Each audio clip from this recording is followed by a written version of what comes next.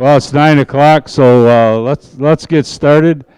We gotta shorten it up a little bit today because the meet the candidate meeting is at 11 o'clock. So we're gonna run this until around 10:30, so that I can get my stuff out of the way and Jim can get his meeting set up for that next meeting. So I want to welcome you all here today.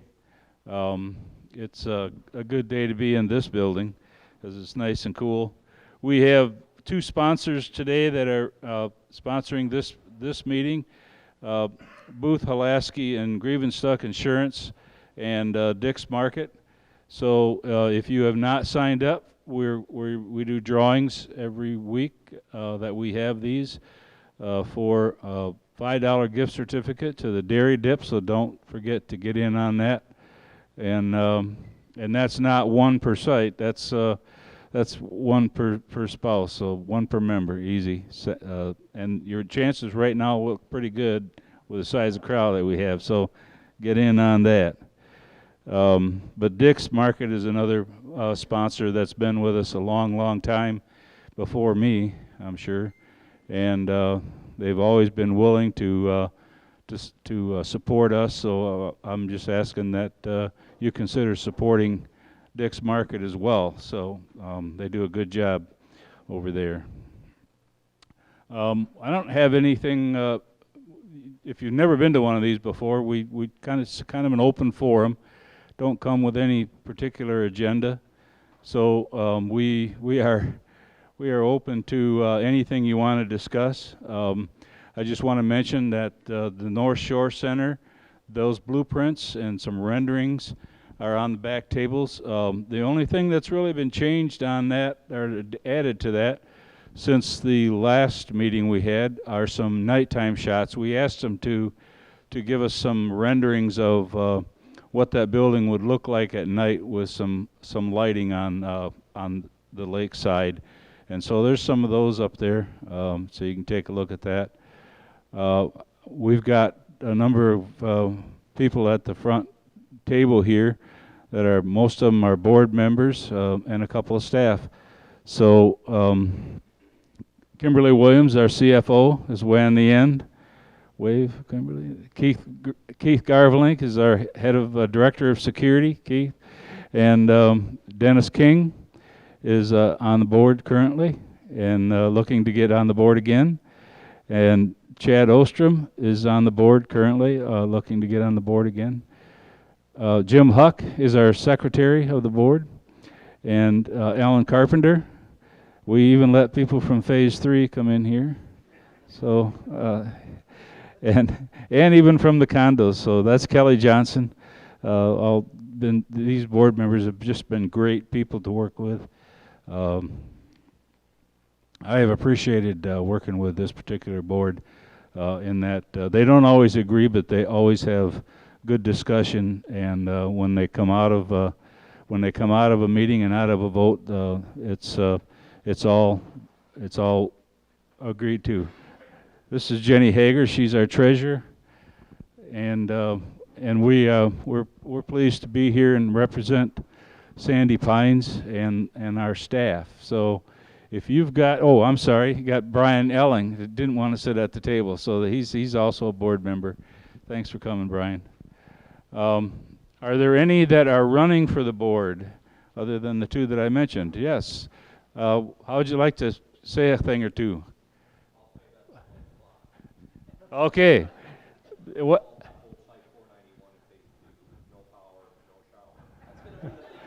That's good, Paul. I don't know if he got that on tape, Austin, but it's Paul Peppel, and he's got no shower, no power. Anybody else?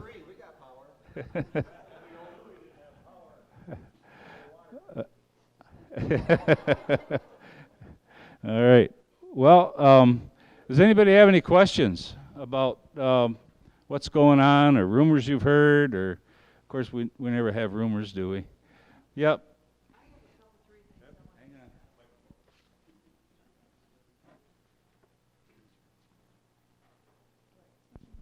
give you one right now, and Okay. you can get another one later. 2, 3. Yeah, two more later, three more later, whatever. Marion We get sick of Larson, you, we'll tell you. Marion Larson on K296. Okay, the one I'm going to bring up right now is regarding the proposal on the trustees of your trust. Yeah. Okay, my question is, as it stands right now, when you sell your place or you give it to your kids, they have to pay the $1,000, or you do. So if you have a trustee and you die, that trustee takes over, is that trustee going to have to pay $1,000? No, no, the trustee, if the trustee and the trustee only will be who Sandy Pines will deal with, because we can only deal with a member. And in the absence of a member, or the grantor in your case, if you pass away, then whoever you've designated as the trustee would take over your place. Then they have 18 months to get it into another name. Oh, okay. So they would either have to sell it, or they would have to put it in their own trust or something like that. At that time, when it's transferred, then they would have to pay the transfer fee. Oh, okay. So I don't know how to vote on this. What exactly is the proposal? Well, the proposal, the ballot is only two words. It's trust instrument. The proposal that you're talking about was actually a rule that was approved last year, or actually it was approved a few years ago, and then it was amended last year. That's the process. But in our bylaws, it never said trust, that we could pass our sites over, our membership over by trust. Oh. It gave different descriptions. So this one just says, this adds the trust instrument. So what the bylaws now caught up to the rule. So you could I do it see. before, but it wasn't in the bylaws that it was recognized. Now it'll be recognized. Oh, okay. Thank you. Sure. I'll be the mic runner. We got a roving mic man. Okay. Good question, though. Good question. Thank you. Pardon me? Yeah. I'll tell you another thing about this board is they like to jab each other. I see some of the emails coming across, and they're really pretty funny. So they're not all gloom and doom. They're really quite a jovial bunch. Anything else? That was a good question again. Thank you. Yep, nobody's jumping out, so give her another one. Give her another crack. One over Okay. here. We'll be back. Did that answer your question? Okay.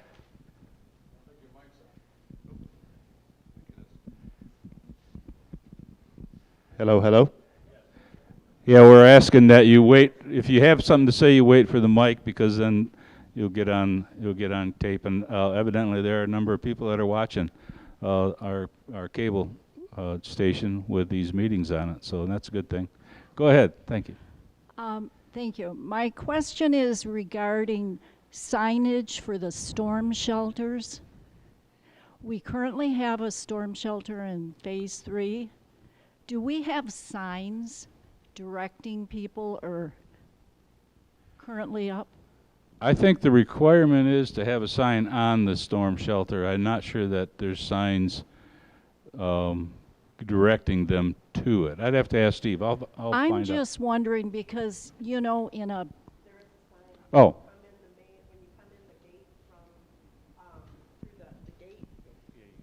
When you come through the gate in Phase 3, it does have the small wooden signs that say storm shelter with directions pointing to each one. but would it help for people in the other phases, you know, if there was, a tornado predicted, that in a panic, you know what I'm saying? Would it be helpful if we had some sort of sign? I know you don't want to get sign crazy, but you know, that says storm shelter Phase 3, so people just know.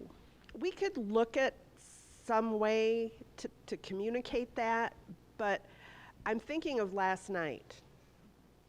You know, what would people have done? They probably wouldn't have been able to see a sign or look for one, but there should be a way to communicate that, maybe on the bulletin boards, you know, so that people see it regularly, so they know in their mind. Because sometimes at that last moment, you're not going to look for that sign, but if you see it on a regular basis, you might remember. So maybe we should put something on the bulletin boards about that. I'll add one thing to that is on this next budget, we're going to have a line item for a couple of digital signs, one in Phase 3 and one here in the core area, so that we could tie that to a rave alert possibly, so that when you have something like that, you drive in and it'll point you either way. So That would be that, awesome. yeah, that's a good point. So Thank you. thank you. We got one over here, Brian. Are you cutting in front of her second one? She said she'll wait.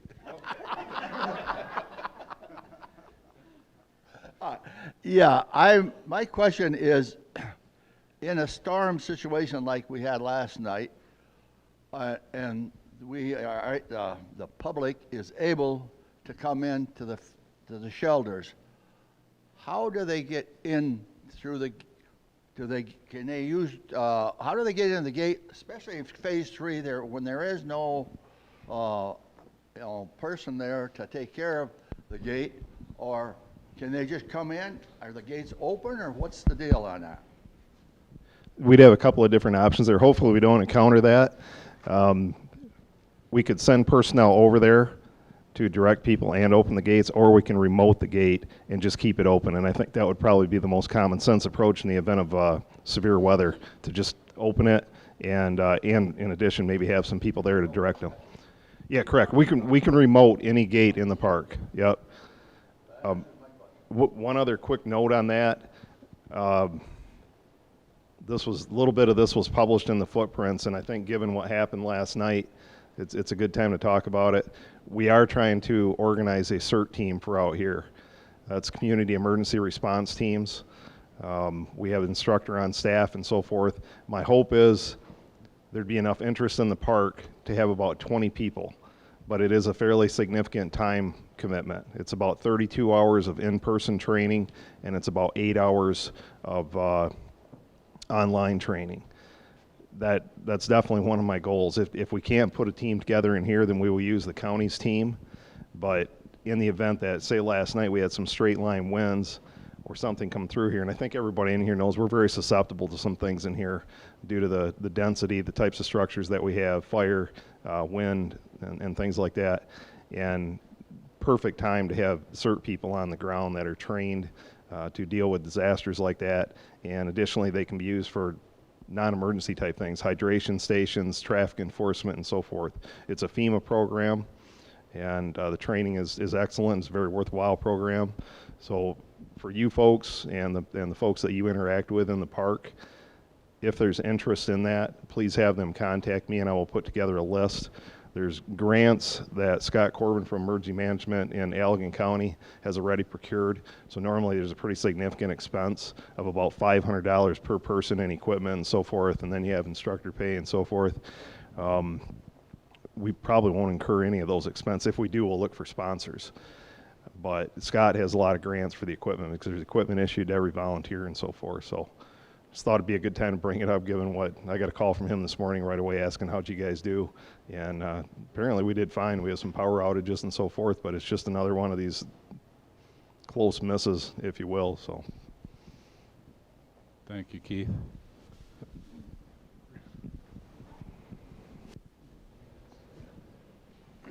Ken Tomlinson, M499. Can you talk a little bit more about what this job does, or this CERT is all about?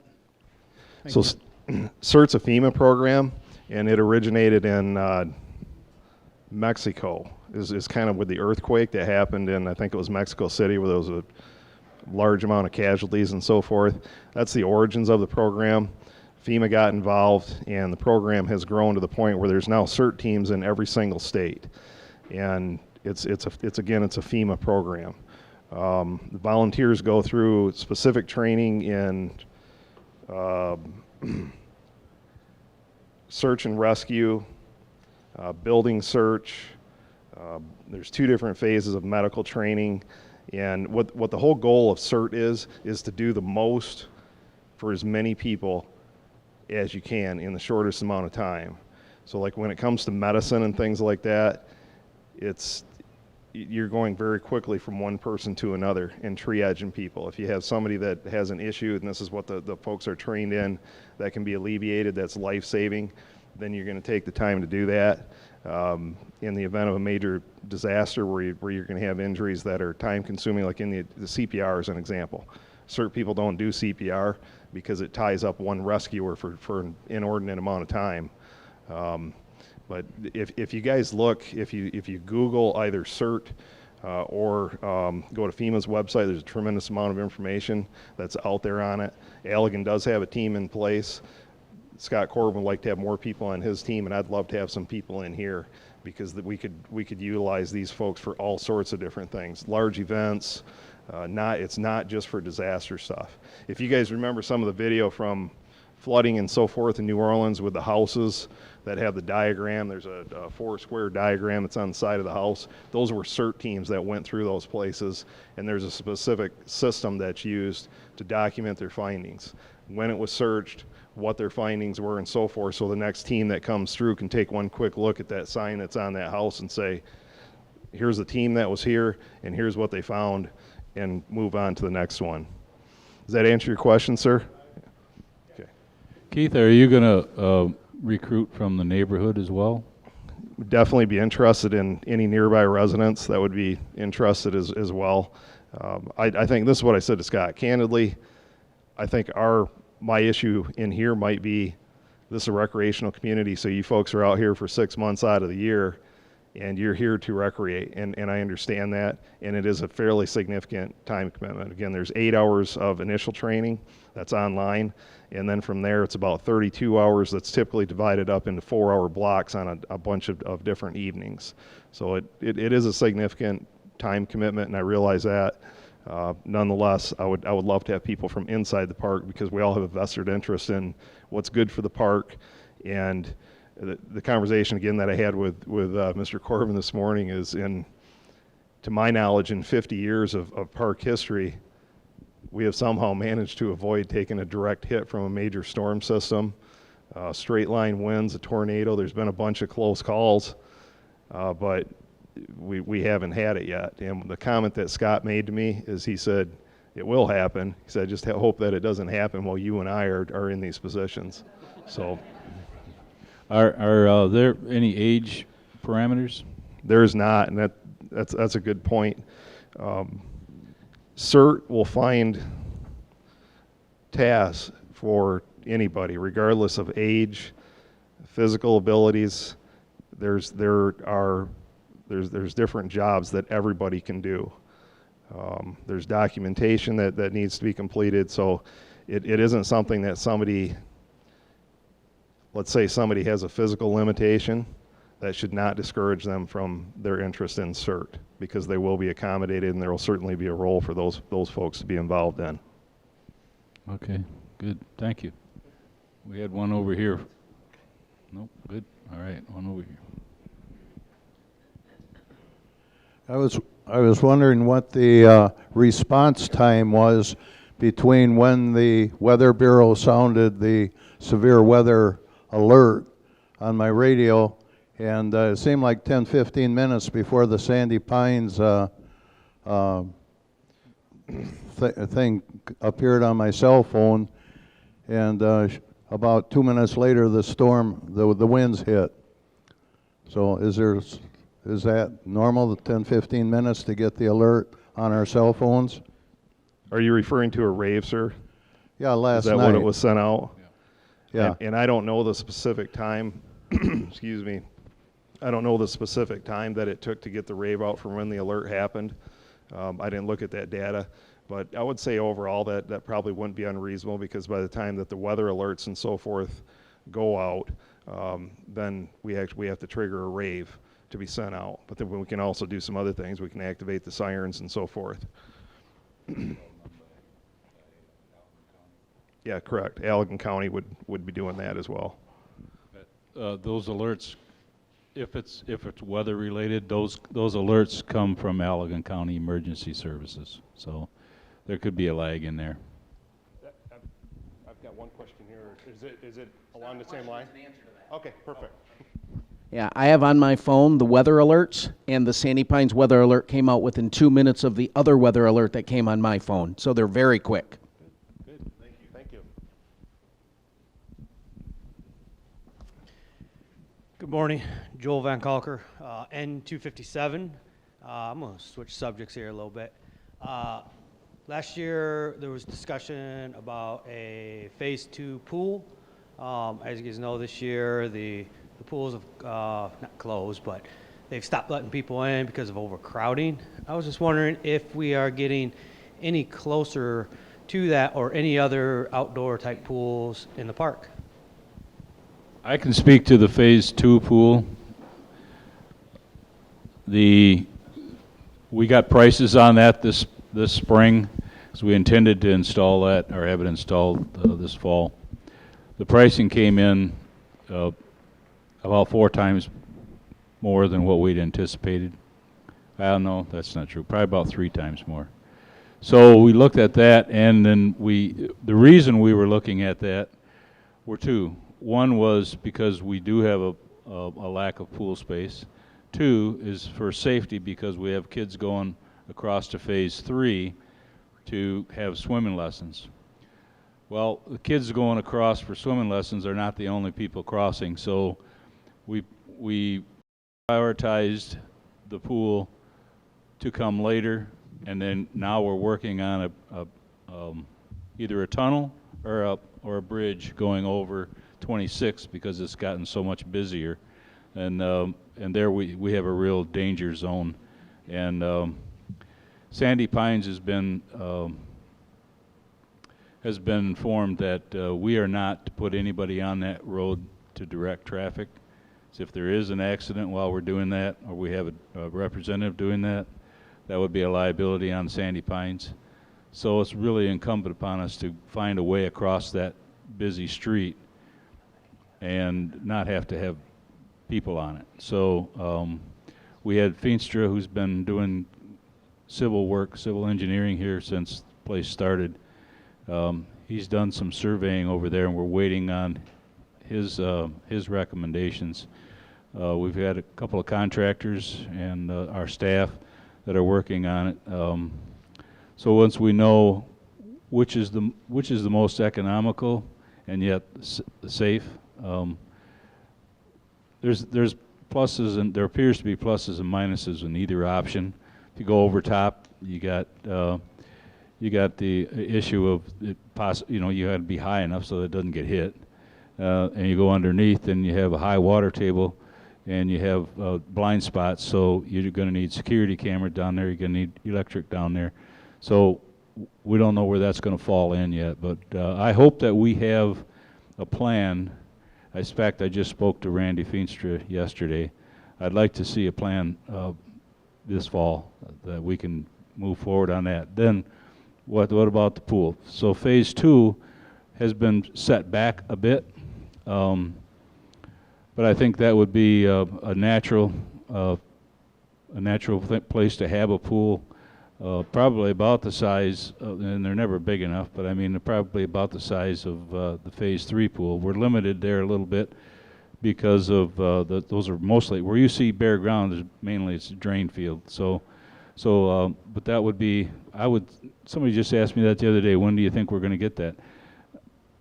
I would say a couple of years. Let us get the North Shore up and see how much cash that's going to take. But I think that within a couple of years we could have a Phase 2 pool over there. Now, as far as the indoor pool, I'll let these folks talk.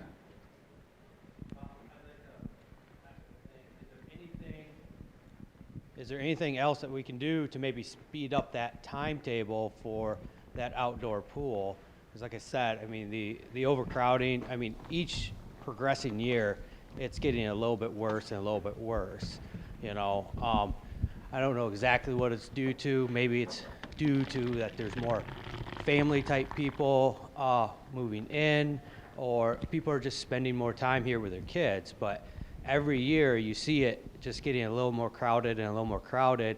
The water park pool, I mean, it's almost to the point to where, you can't get in the pool because, I mean, you can't swim because there's so many people in it, So I think it's very imperative that we look at a plan, put something in place, put some timetables in place, and execute, on those timetables so that we can at least have a plan to start alleviating some of these problems.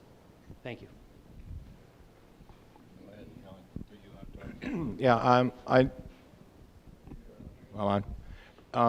the board actually, our last meeting, started the discussion about an indoor pool. We want to start to get prepared, have things presented so that you can take a look at it and help us decide which way we're going to go. So we thought it's time to get that project started. It's in its initial stage. We plan on working on that more over the off-season to set a plan in place to get started on the indoor pool.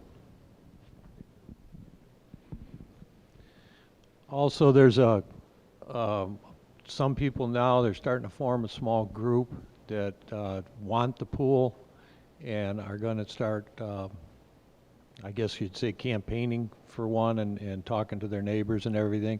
And their plan is to get organized this fall after the election. They didn't want to confuse anything with the election coming up. But there are a lot of people that are very interested in getting this up and running. So we're trying to do what we can on our end. And the big thing's going to come from the members in the park on whether or not they really want it. And What are your obstacles on getting it up and going? money. We're gonna have to have an assessment to do it. So to do that, we have to have pretty solid numbers. We're gonna need some kind of conceptual drawing so that people know what it is that they're voting for. The big thing comes down to money. I mean, nothing's free. We have anticipated that just to maintain the pool, we're looking at $70,000 a year.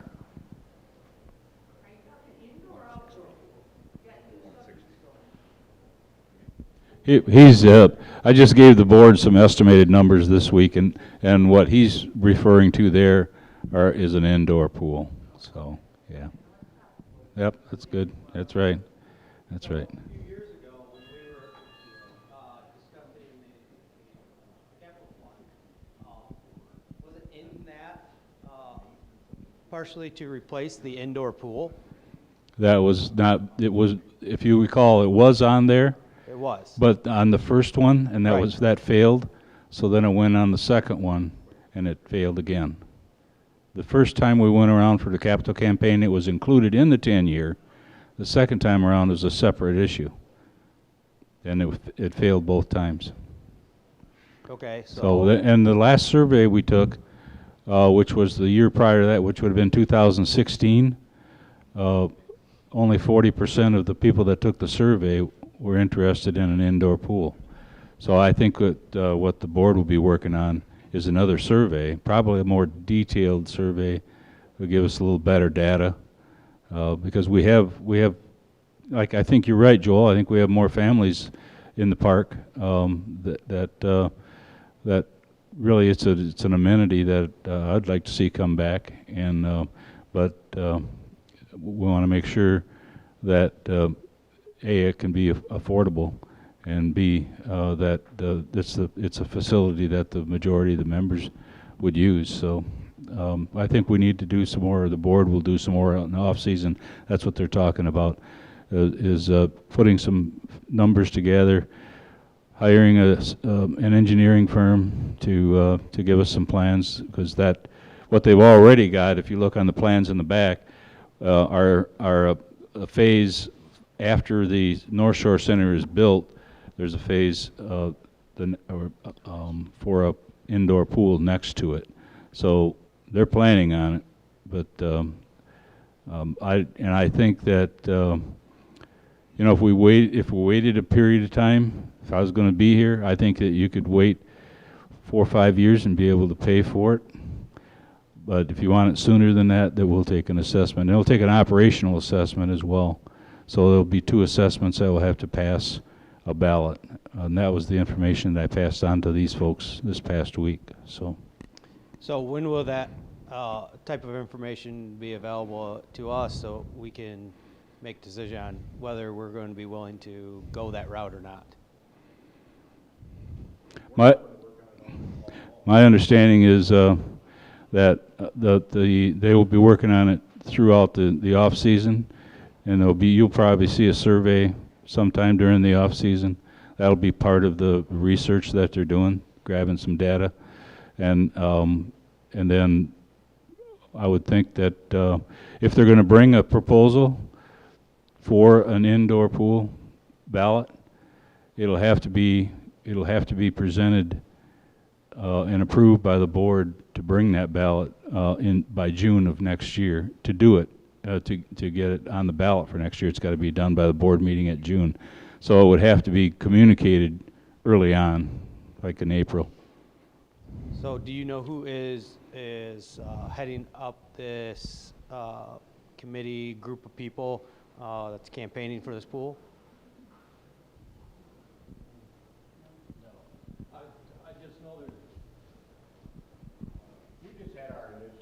I just know there's a group of people that have, I've had some people in my neighborhood approach me and some other people, and they're going to work to get together probably via Facebook to collect themselves, and then so I don't know exactly who's doing it yet, but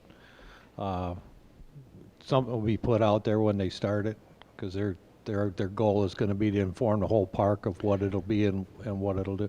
I also was corrected. The cost of maintaining that pool is projected to be $160,000 a year. That's the electric, that's the pumps, that's the filters, that's the lifeguard. There's a lot that comes with that. Jim, that group you're talking about, is that going to be a collaboration with the board, or no? No, what they're talking is basically a grassroots movement to go out and talk to people about it and get a feel for it and explain to people what it would be about. We all know that if we don't understand something, we automatically vote no on it because we don't want to get stuck with something we didn't want. So their idea is to educate the park on what it would cost, what it would bring, and also, I guess one of the things I heard was let people know that in the long run, if they sell their place, it's going to have an increased value by having a new structure like that in here. So when you get into details of what it's going to cost and so on, where are they going to get that information from? Or is that going to, that's why I'm asking, are they going to be collaborating with the board for details? Yeah, Or are you going to have a parallel? I think we initially just brought this up to get started. So our committee is currently in the position of we're going to start our committee to start doing everything we need to do to bring a product to you. But the committee Jim's talking about is excess of what we're doing, but we are glad to take the recommendations and information they're getting from their members that they're talking to, so that we can all come together as one whole. But we are just forming our committee, and we don't want to start by putting a bunch of things out that we haven't finalized or are prepared to do that. So give us an opportunity to get our committee going, and we'll start working on it this fall, and hopefully by the time the spring gets here, we got something that we can at least share with everybody on where we're at in the progress. That was kind of one of my points was, if we can get your group, the Sandy Pines group together, or have a liaison between the two, right? And right now is the time to do that, because so many times you see these two groups of people start basically fighting against each other, right? When if they just gotten together in the beginning and all the information was shared, things go a lot smoother. You guys get the information from the membership that you're seeking. They get the information about costs, assessments, all of those other details that they need so that they can make the decisions as well. So if somehow we can get these two groups of people together, right?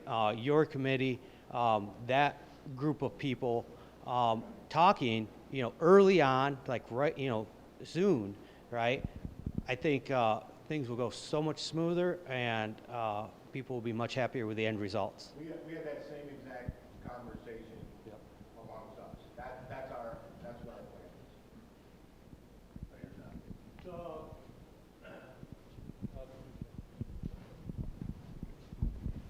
is. The people I've talked with, their goal is to work with the administration, with the board, to work to promote a pool and make sure that what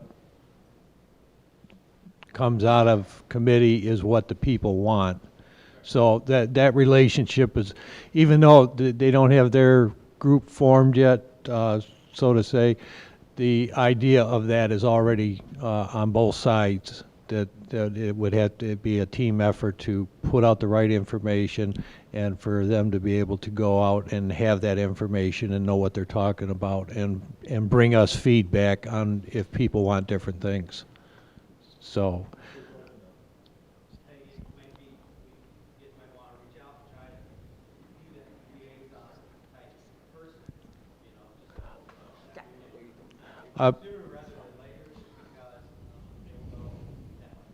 Yeah. It's too early. They don't want to start till after the election because they didn't want to muddy the waters with a pool and have people think that there was something in there that wasn't. We're only a few weeks from the election, so once that, I think you're going to see that group come because they want to be together before the season ends to get the ball rolling. They're very adamant. I have a question. You mentioned building this bridge or tunnel from phase 3, and you tossed out there the safety of the children. I'm in agreement with this gentleman over here. If you'd put a pool in number 2, phase 2, you wouldn't have the children going across the street. And I've been coming to these meetings for almost 3 years, asked for a path around so we could go to our most valuable resources on the other side from phase 2.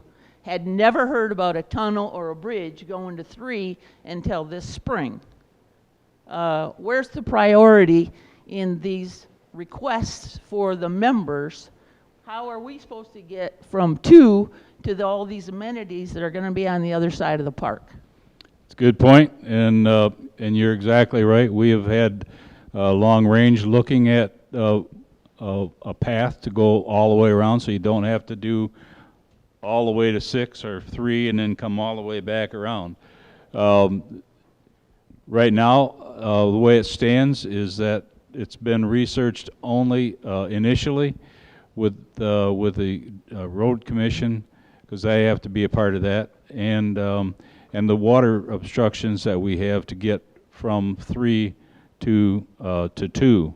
So, and it will probably be another solution that will either be a bridge or a tunnel. The priority list is safety, and that's why you may not have been here when I said this a few minutes ago, but the reason we stopped in the phase 2 pool was because of safety. The reason we were going to have it was because of safety. The reason we stopped it was because of safety and cost. So it's cheaper. It was cheap. It was. We're believing that it is going to be more economical to have a bridge or a tunnel going from 6 to 3, because there's more people than just kids going across. I mean, there's everybody that lives in phase 3 comes over here, so it's not just kids. So it's adults as well, and it's dangerous for both. I don't think it was a huge concern until the last couple of years when 30th was closed for a while, and 26 people got used to going down 26, and now there's a lot of people that run up and down 26, and so it's become even more important. So to answer your question, safety is the priority, and where you spend the dollars, and that's not a membership vote. That's a call that we make, And so the pool is, there is a void of pool space, but we have a 260 acre lake too. So, I mean, if you want to swim, there's a place to swim. So, anyone else? Here's one.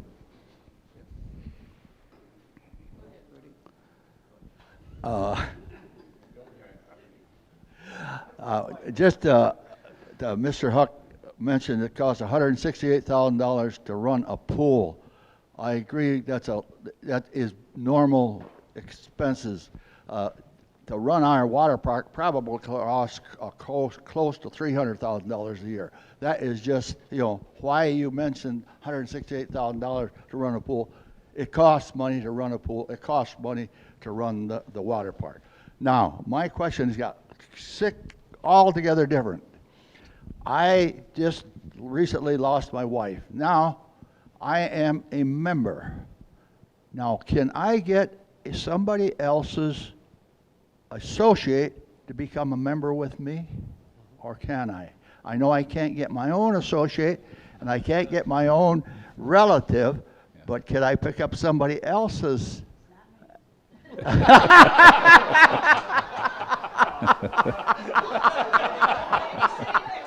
I wasn't thinking about marrying. I was thinking about, never mind. Yeah. If you have no other associates, Pardon me? if you have no other associates, No. If then have you no can other designate. associate, You can but then designate. They still an can't associate. become my member. Pardon me? My own associate can't become a joint member well, me and my wife were joint members of N5. Now I am a lone member. Right. And I have 7, 10, 15 associates, but they aren't my members. Why do you need another? Yeah, that's a good question. That's a good question. That's a So good question. I But guess mean, I lost the premise of your question, Rudy. I'm sorry. You want another member on with you? That's what you're saying? Well, after being alone together for 60-some years, and you start becoming alone, maybe you decided you would like to have somebody with you, Why? I don't know why. No, she won't do it. All right. I'll just say this to that. Yeah. Good luck. A membership can be comprised of a married couple or 2 single adults. So if you've got another single adult that wants to shack up with you, I'm just being honest. You can do that, I guess. He can bring someone up from the villages. I'm a country boy. Thanks, Rudy. Okay, I'm Marion Larson on K296 again. And my other concern is the fact that nobody wants to loan, none of the banks and credit unions want to loan money for people buying here at Sandy Pines. And what's going to happen? I mean, if you have a lot here that's worth over $100,000, a lot of people, of course, can't get an equity loan in this day and age, don't have the cash.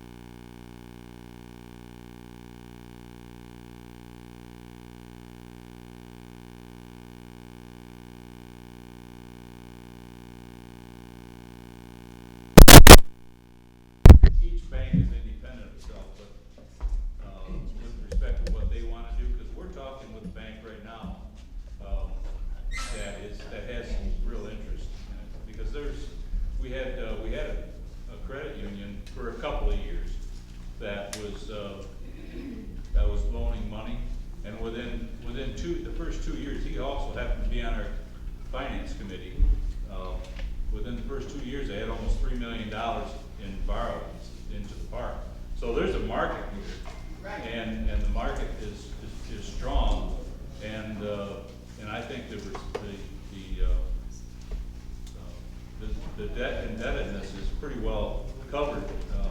I don't think they're taking a lot of losses on it, so, but they were the last ones that pulled away, so.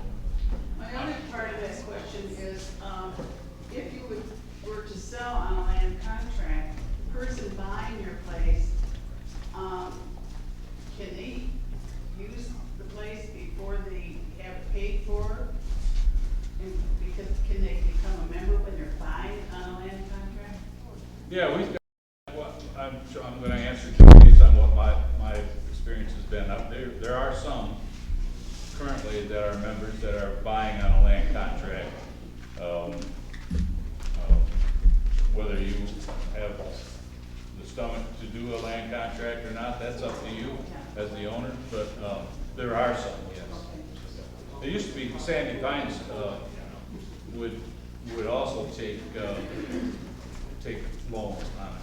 But we've only got, what do we got left? We may have probably 5. Yeah, we're whittling them down. We stopped doing that. No reason to chase money, so, we haven't done it for quite a few years, but, we are honoring those that are still there, but, no, to answer your question, I think, you can sell your place on land. I don't think I would want to, but I knew it, wondered if it was out there and some things on Facebook. Second part of the question, I didn't get to hear the answer. If I decide to sell mine to Jim on a land contract, are we both members or just the person purchasing on a land contract? Okay, you're just the person purchasing will be the member. You would want to make sure that on the members application or the members, when you transfer it over, that if you are the seller, that you make sure it's noted on the application and the certificate that you have a lien on. Because we've had some that had liens on it, but it wasn't noted on the certificate. So. Good, thank you. Thank you for the question. Anybody else? No need to hand the mic around, just stand up. I'd like to say something about, comment over here about some, and it's not really specifically to that, but talking about the pathway from phase 2, over into, this area, stuff like that. Just situations like that, would the board be against forming some type of small committee to take, a specific look at some of these specific requests, and to see if they're either vet them or, say, no, this isn't feasible. Well, that's what we have long-range planning for, and building grounds and lakes. So those are our committees, and that's where that would go. And that's where it's do they have time to work on these specific requests? Do they take specific requests like that? Liaison to the long-term planning. What's that? I'm sorry. I'm liaison to the long-term planning committee Okay. this year, and that's one of the things that's being looked at. As Gene alluded to earlier, I believe it was Gene, you start dealing with the road commission and everybody else. So everything when you go in and ask a question, they don't have an answer for you. You wait forever to get an answer to what you can do, and they're real good at telling you what you can do, but not offering a secondary solution. You gotta come up with that yourself and then see if they're white on that. So, I mean, it's an ongoing process. I didn't really mean specifically this particular one. Any requests that people may have within the park, where would they go to submit those requests to, I guess, the long-term? Bring them to me, and I'll bring them to the committee. Huh? Yeah, if they go to Gene's office and whoever ends up replacing him, that office will direct the paper or the request to the right committee. And then, not everything comes to long-range planning, some go to other committees, and then they end up with long-range planning. Yes. Some kids were over there and that were visitors to some other party in the park, and they wanted to play that tennis ball court or whatever, the new handball thing. And I had to tell them that in order to get paddles and balls, they have to drive all the way around to the rec center, and then they have to come back to play ball, and then they have to go all the way to the rec center to return it, and all the way back with the ball. Same with the shuffleboard. Can we get some equipment in over here on this side of the park, so you don't have to travel 14 miles to play a game? How are you gonna keep it from getting stolen? I don't know, but I'm Well, just that's saying. our problem, we don't know. I mean, So you got we a know it's rental safe- center. We know it's safe over there. After the season rec is gone, then some of it goes over to the public safety office and they go that far. Well, but they're But can you- they're tight on space as well. so. What about the rental center? I was gonna say, what, the rental center, or what about park and garden? Yeah, I mean, they could be some spot over there that might be able to work on that. I'll check on it for you. I mean, I hadn't thought about it till I said that. Well, Yeah, you it's can a long rent the way. equipment. They go where? I said, other side of the world. Yeah, yeah, it's park and garden, it'd have to be during their open hours, obviously, right? Right, So, right. But they might be able to do something on that, it's worth a plan. They just got into a new space, so they have a little more space than they had before, quite a lot more. So, I'll check on it. Thank you. Yeah, thank you.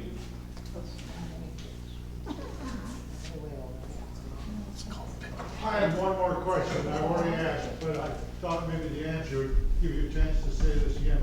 We have illegal aliens from Canada who walk up and down my sandy area and use it as a toilet.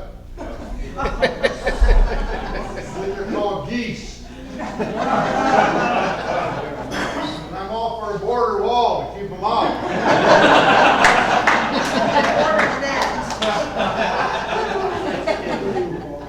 But anyway, he's already explained that they can trap them twice a year, and we don't know if we can do any more about them this year or not. But they certainly are a mess in the sandy areas, and, They come in my front yard, I chase them to phase 3. I say, go to phase 3. I want to, you tried that? I went to Myers and bought an air horn, and I blow it at them, they jump at the first honk, and then they don't pay attention. Yeah, they The don't. guy on the other side of the call says, we don't want them over here either. I give them the bat back to Gene's house for me. Yeah, no, it's, somebody got something to say here.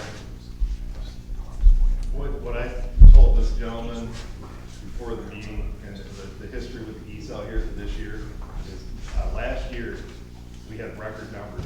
We had 2 permits will go out, and we identify the nests, and then we have a permit to destroy the eggs. I forget the exact number, but I know it was a record in how many nests we found, and how many eggs we found. Then the second permit is to go out and do a live capture, and again, we had a record of live captures. So this year, when we went out to survey the nests, we found very few. I don't, Drew, were you involved in that this year? The roundup. Sorry. Roundup. Okay, not the nests. No. So the nest, we had a very low number, and we're thinking, all right, we had so many last year, this is good. They're not coming back. Then we scheduled the roundup, and I don't think there was any, correct? Correct, So- and then 2 days later, 8 families. There you go.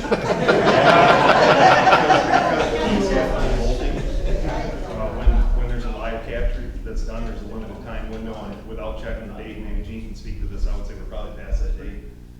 We are. Yeah, so we could no longer pull permit. So unfortunately, our infiltrators are here to stay until next year. It's a 2-step process every year. We have to apply, we apply for a goose nest destruction permit. And once we get that, they give us 2 dates, and they're on the weekends, where we can go out and seek out the nests. And so we have a group of folks from the public safety that go do that.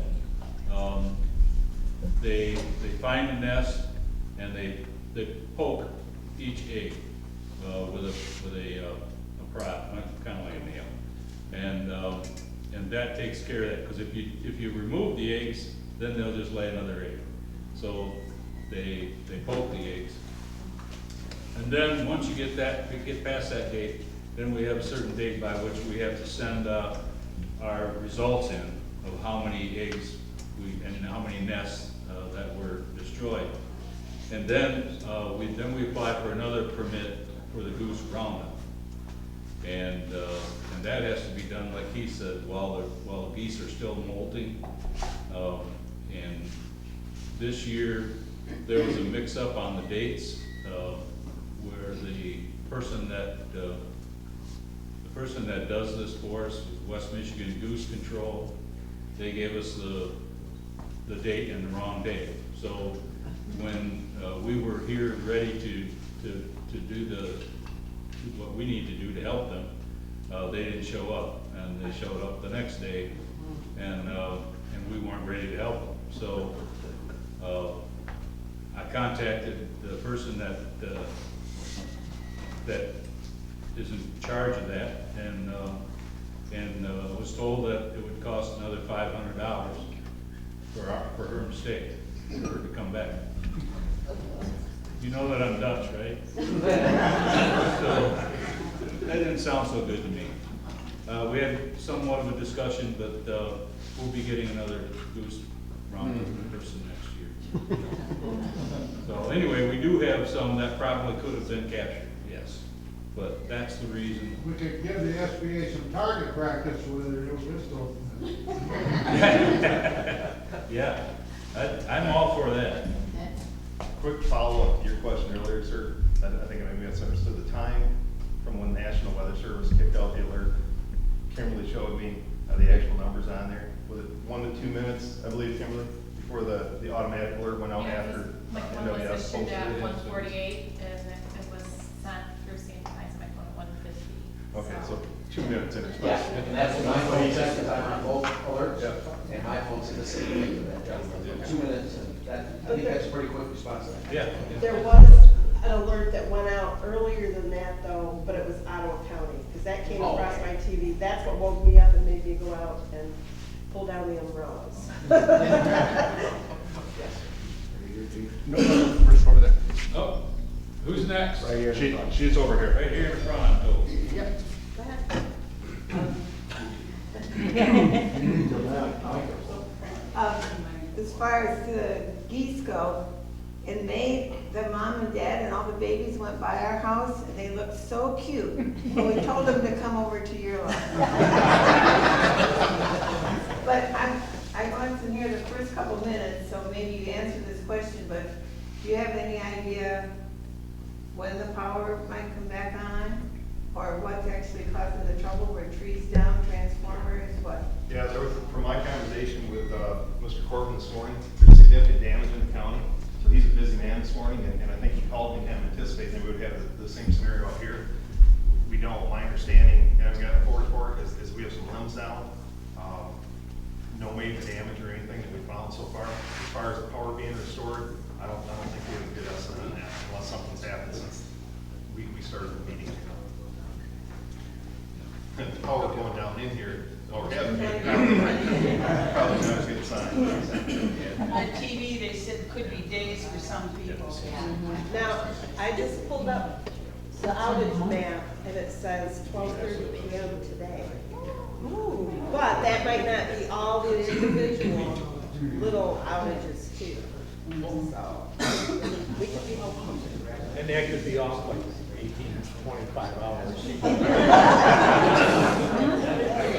you still looking at Kalamazoo County and Yellen? No, I'm not. Nope. All right, I have a gentleman here that had a question a minute ago. I got a question on the sprinkler system in the park. The boulevard on phase 4, well, we bought here in '99, and I got a green area beside our site, and it was just plain sand. I mean, you gotta have water, or you ain't gonna grow grass. And so I put a whole sprinkling system in the green area, and now we got green grass. But the boulevard, that grass is getting all brown, and my neighbor went to the maintenance department, and they said, well, the lines are broke, we ain't gonna do nothing, we shut it down.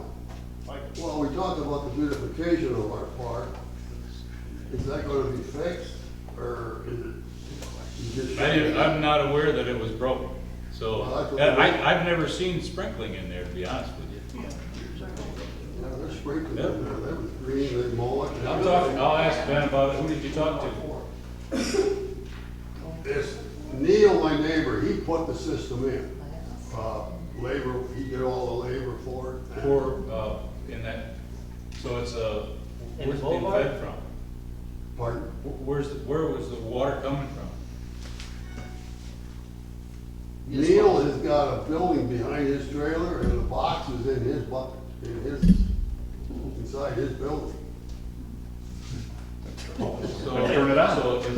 So is it his system? Because he told me, he said, I told the maintenance department, if you wanna repair it, I'll look at it and see what has to be done. The maintenance said, well, it ain't worth it, it's all broke, trucks have run over the lines and so forth. What's your game and site number? Mine is in 188.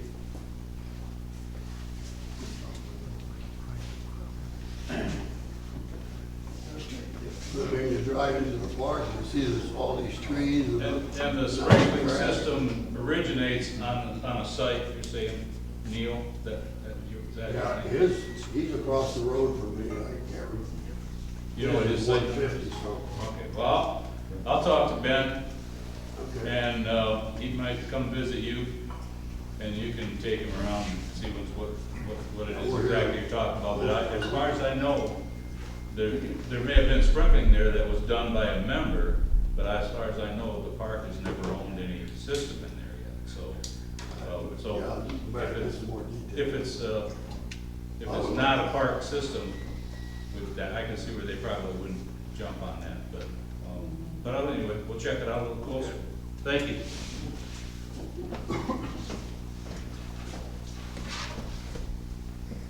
Micah? You folks probably haven't met Micah Painter. We just took him on part-time. He's full-time in corrections and typically available on weekends and so forth. So just, if you don't mind, just say just a few words about your background and so forth so these folks will recognize you and know who you are. I've been with the Ottawa County Sheriff's Department for almost 20 years.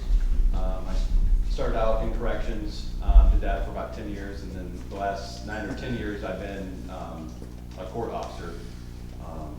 So my role right now, I transport inmates that are in our jail to court or to their doctor appointments, or we go all over the state and actually all over the nation to pick up people on warrants.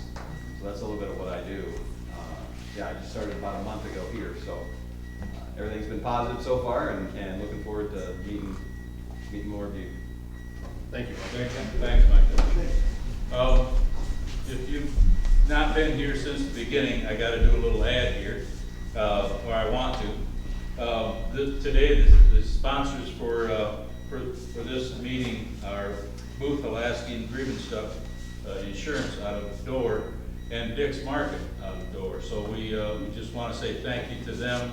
Want to encourage you to support them that support us in the efforts of having meetings like this and providing cookies and water and gift certificates and that kind of thing. There's some cookies left up here yet. There's a little coffee left. So come on up and grab something to munch on yet, and don't forget to sign up for the ice cream certificates that we're giving away. Is there anything else that anybody wants to bring up? We got a little time left yet, so. Anybody on the board? Oh, I got a question. okay. I was at a little neighborhood social thing, and somebody said on Facebook, it said the inspections for 2 were not done yet. Are they done? Because I got up and blowed all those silly pine needles off, and I see that my roof is covered again this morning. Now, how many times do we have to dance on the roof? You have to from June 10 until October 15th. You got to dance on the roof whenever you have to. Really? Yeah. That's what the rule says. Okay, well. So you'd want to talk to Ralph. I don't know how far along he is. It's one of his tasks, and he can't start until the 10th of June. Yeah, I know. So, he's got 2,200 sites to look at, so he might not be done with it. It isn't that much of an effort, but if you go according to the page whatever in the manual, you can't have that stuff on your roof. Well, Yep. it's nature. Yep, it is. You're right. All right. Anything else from anybody? Bringing up what you just said, is there always going to be a warning time frame, or is it just from that date to that date, if there's an issue, we gotta run? Good question. This gentleman's asking if there's gonna be a warning. Yes, there's always a warning. It's in the rule book. Start there. It's in the footprints, it's in the e-news. It's any way that we have to communicate, we communicate that June 10 is the day you have to be done. After that, you're fair game. But there's a warning if you have an issue and it's time to take care of it, or do you get a fine immediately? You get a fine immediately. Okay. Yep. I'm sorry, I didn't understand the Okay, question. Yeah, if you get a piece of paper that says you've got a citation and why, you'll get charged $100 and you get 2 weeks to get it fixed. Okay. And then prove that's fixed. Yeah. Thanks. Don't pay for that move pretty quick. You'd be surprised. Fine money is the hardest money there is to get. No, it's not a good way to try to generate revenue, I can tell you that. Yes, sir. For the late speed boats, when is it no wait in the morning and at night? Depends on the boat, right? You gotta run for the board. No, I already have to listen to him all the I got my vote on the board already. Yeah. Which one is here? 10 a.m. start. Somebody tell me I'm right or wrong. 10 a.m. You guys don't know, saw me looking out at the lake. Yeah. There were 2 violations while we were having the meeting and got people that were. Well, here comes another one. Well, it's after 10.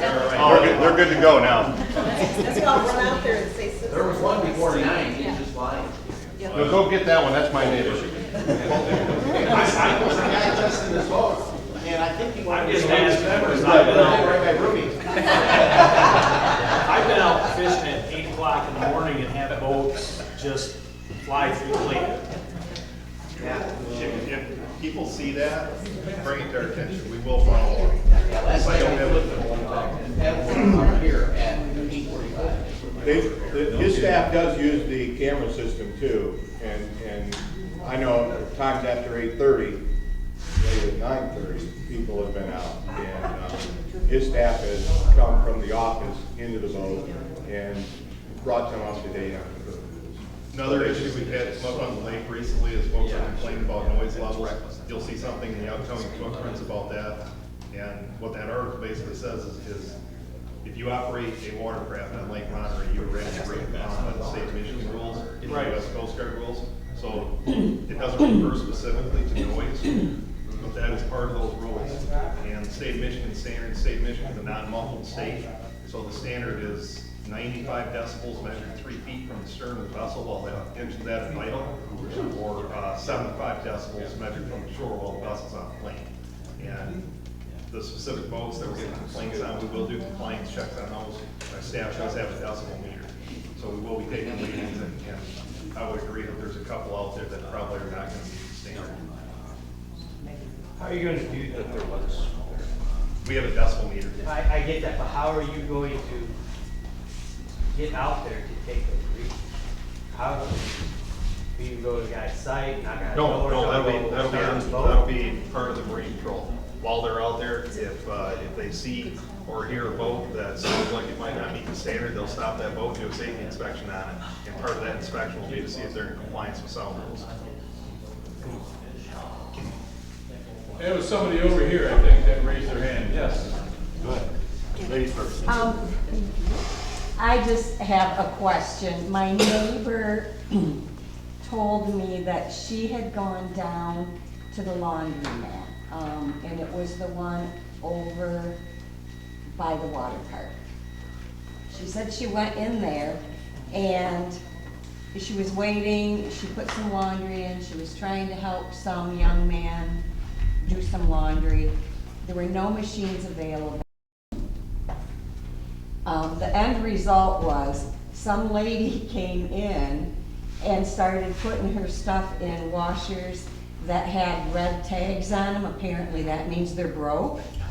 And my neighbor said, but those machines are broke. And she said, no, I just put those tags on there so they're available for me. These are my machines. Who do you report that to? Yeah. Because that's quite a scam. Go look at their cart, get their She signature. didn't know. She said she was just frustrated. Yeah, no, don't ever be Is afraid that to something? report things like that. Call us, ma'am. Pardon? If you can get the site number, call us, and we'll absolutely address it. Okay, I said, oh, I don't do my laundry here, but that would be frustrating. That's just rude. We would definitely follow up on this for you.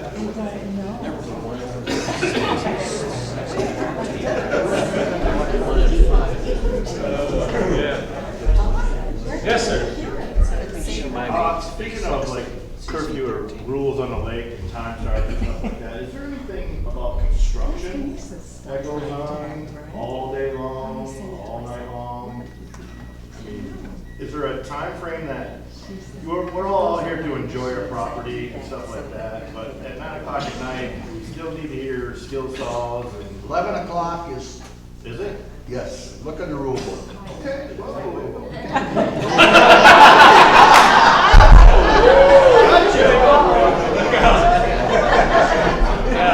I lost another member opportunity. Just before, when I'm trying to take a Sunday afternoon, just. I know you're not married right now.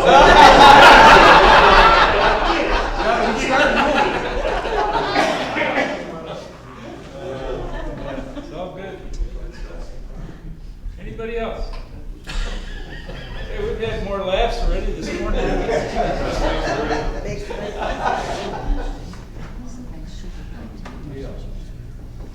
Come on in, folks. We got a few minutes yet. Grab a cookie and sign up for some ice cream. Anybody on the board have anything that, or Kimberly or Keith, got anything you want to bring up? No? Or we'll be looking at the budget at our August is the date we have to bring the final budget to the board. I'm busy working on update meetings. Financially, if you weren't at the board meeting last night, financially, the park is very solid. We've had several years of good reserves left at the end of the year. And that's the reason we have a good cash reserve, and that's what's going to allow us to spend our part of this North Shore Center, about $2 million without an assessment, that's without touching the $1.5 million that we have, that the park has in investments, and it doesn't include the $1.1 million that the park used to do the phase 3 storm shelters. So all in all, we've got a group of managers in these departments that have done an extremely good job at conserving the financial stability of the park and improving it. And then you folks that have voted for the capital reserve, I can't tell you just how much good that's done and going to do for the future of this park. And you can see the fruit of that in several projects that have already taken place. And there's still more. I think as of 2019, which began in October of 18, we still had about just under $9 million worth of expected or estimated expenses on capital projects that are coming yet. We don't have all that on hand, but we're doing a good job on acquiring cash, and the capital reserve should look really good at the end of that first 10-year period. So I want to thank you all for if you voted for that. You've done a great service to the park and the membership for years to come. This new building is, somebody asked in one of our committee meetings how long this building is expected to last, and the engineer said, well, part of the Roman Coliseum is still standing. So, it's gonna last a long time. It's gonna be a great amenity to the park. And if you get as far as doing the next phase or two, it'll even be better, so. I guess I do have one more thing that's come to my office quite often with our senior adult activities group. And I'll bring this up just because it has come to my office quite often, but in 2006, we received a letter from our accountants regarding strict parameters of what Sandy Pines is allowed to do within that group. And I guess I can just kind of clarify at this meeting, it'd be a good place to do that. Sandy Pines is not a nonprofit, so many activities that we do within the park, we have to be very careful. We do not qualify for a gaming license. Our accountant said you can try, you will not qualify for the gaming license. So there are certain activities that we have to be careful of what we promote and what we do within the park. We're protecting our park's resources and assets. The other item, and I know there has been a lot of interest with that, are trips that have taken our groups outside of the park. Our insurance found out about that, that there's interest in that, and came back and said our umbrella of insurance does not go outside of this park. If something was to happen to that group, if Sandy Pines is involved in any way with promoting it, collecting any cash for it, having any involvement in it, in the court of law, the judge will automatically say, Sandy Pines, you're responsible, and our insurance will have no coverage for us on that. So, the accountants had two options for us. Any activities we do have to be within the parameters of what Sandy Pines is allowed to do. The second option is there can be a group created that will have its own trustee, its board of trustees, its own group that will handle the taxes, the licenses, the fees, and the insurance, which is very common in these type of activities. So, and with those travel groups, sometimes you can find a travel agency that will cover the insurance for you, but Sandy Pines insurance does not cover that. So we have a couple options there, and definitely we're open to whatever we can do for the group. Our seniors are very important to us here in the park. We just want to make sure we're protecting the park as a whole. So I was a member of the activities, and we have disbanded. What I would like to know is what is going to happen with that money that we do have. yep, and that is up to that group. There is something in the charter of that. I think there is comment in that charter that within that bylaw. There's some charter. Okay, that there was something in the charter that said that it went to the chapel.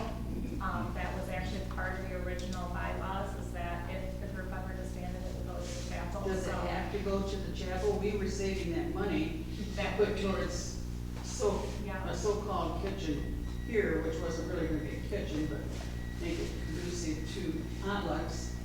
And then we were told, well, would you be interested in putting it towards the new kitchen in the new building? And we said yes, so I just was wondering, where is the money gonna go? Is it gotta go to the chapel, or can we put it towards the kitchen? We don't control that, We don't. though, no. That's controlled by, Our committee? yeah. No, no, So you'd have to, if Kimberly's referring to a charter, they'd have to look at their charter and see if they have to do a certain thing or another with that money. But we don't control that. Yes, sir. So on these casino trips that you do with the buses and stuff like that, does Sandy Pines pay for those buses? Or is it paid for through the people that are going on? I don't know many casino, I know they've done Or some the- theaters and stuff, is that what you're talking It about? was Maybe a paid for theater? by the people riding the bus, Yeah. they signed up for it, yeah. Yeah. So why would there be any liability to Sandy Pines then? It was difficult for them to collect money, and the option was because we've got a Oh, profit, so and we they collect do. the money through our member accounts, and anything like that is transferring through Sandy Pines. We cannot allow that, unfortunately. Yes. Apologize, I wasn't here early on, so maybe some of this has been discussed, but one of the great jewels of St. Pines is the lake. And there's been some stuff going on with the lake, such as the shoreline and some erosion and a lot of that. I understand there was a study, I don't know if that's been completed or not, because a lot of the sand that is coming off the shore that is going into the lake is still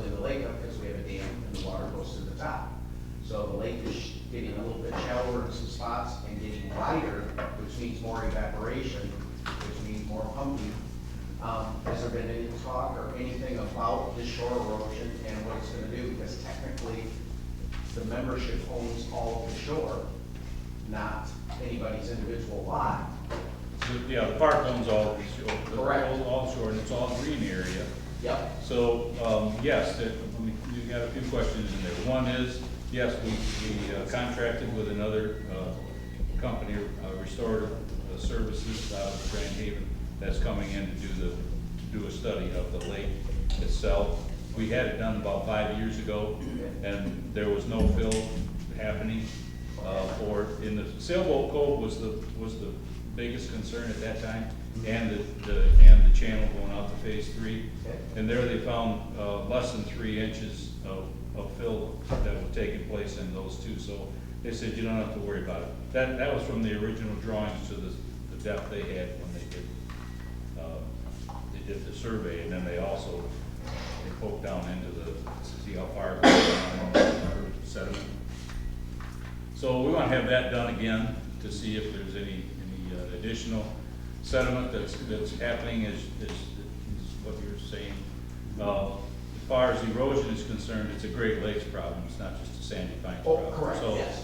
you know, the folks that own that cell tower over there, he has a place just north of Port Sheldon on Lake Michigan, and he's lost about 25 feet of bank between his house and the lake already. So it's high water, and yeah, it's been hit. Well, we've had high water really. We've been on a cycle of high water for 4 or 5 years, and so the wind, the boats, all have an effect on those kind of things as far as erosion is concerned. So yeah, we wanted to have it checked again. They told us the last time we did it with a different company, and they said you know you really don't need to do it for 10 years. Well, that was 5 years ago. We're going to do it again anyway, just to make sure. And we're using a different company just to make sure that we get a similar, see if we get a similar response and report back. So I hope to have that by the end of July. Okay. And then I'll bring it to Building and Grounds and Lake, and we'll discuss it, because I'm hoping that we can sit down with them and talk about some mitigation possibilities as well, and then we'll bring it to the board for their consideration, and then it will be published out for the members to take a look at, kind of like we did the last time. So. One other thing to add up on that, I was part of the group that did the rock wall over here. Okay. In front of Kelly's house. Kelly. And the neighbor right next to us has lost almost 6 foot of beach since that was done.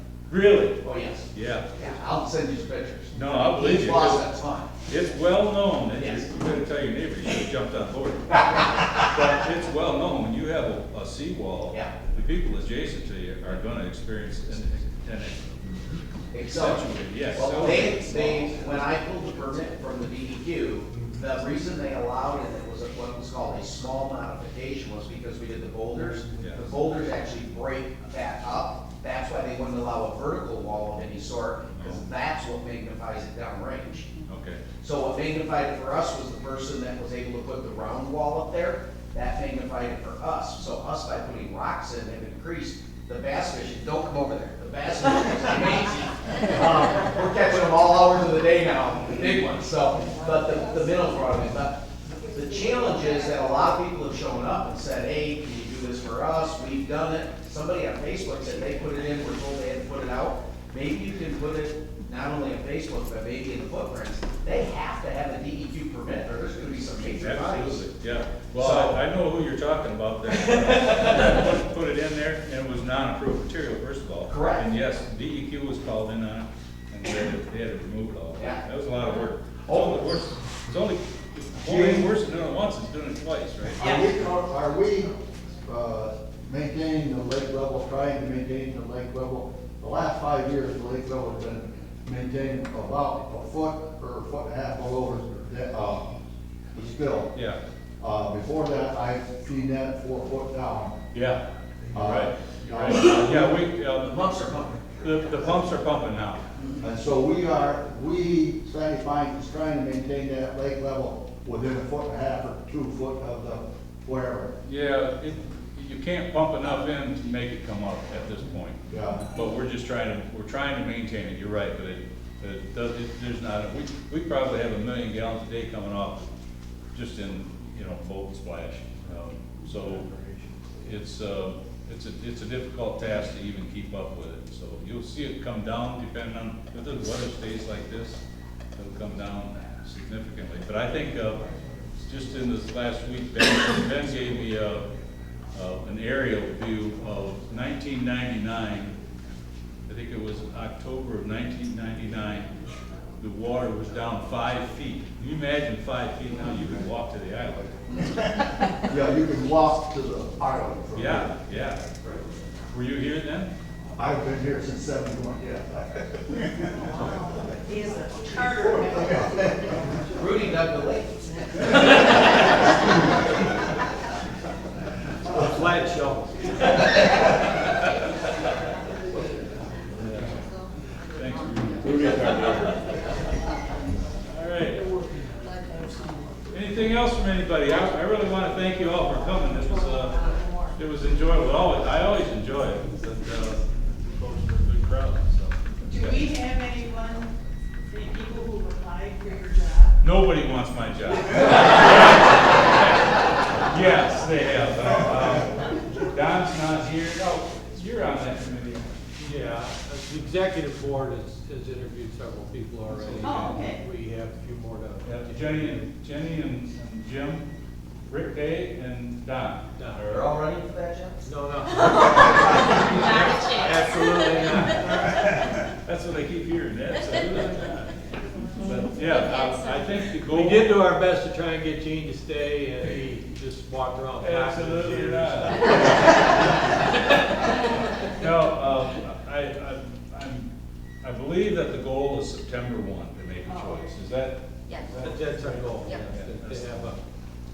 And I don't have a specific plan that has timing with it. So if my offer to them was, if you don't find the right person by September 1 and I can't leave by November 30, I can stick around. I'm flexible, but I think that they will. I think they've had some good candidates and they'll make a good choice.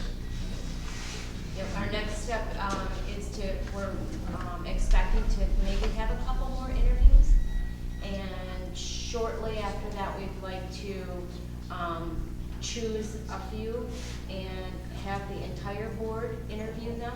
It'll be an entire board decision, not just the committee that's doing the initial interviews. We would also like to have those candidates be interviewed by the management team of Sandy Pines that they'll be working with. We think that's really important to have everybody get a feel. They will be able to give their input, but the management team will not be included in on a decision. And by the way, when I was going through the interview process, the interview that I had, several interviews, but the interview that I had that turned me from, I really don't want this job, I'm doing this for my daughter, because she's asking me to do this, to, you know what, I think this could be a great opportunity, was the staff interview.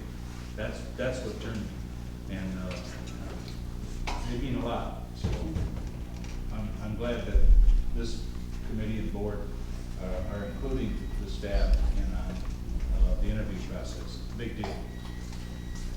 All right, well, it's 10:30. I got to clear out so that it's ready by 11 o'clock to do the meet the candidate. And maybe some of you are going to stay here and join that meeting as well. Is there much thought to this?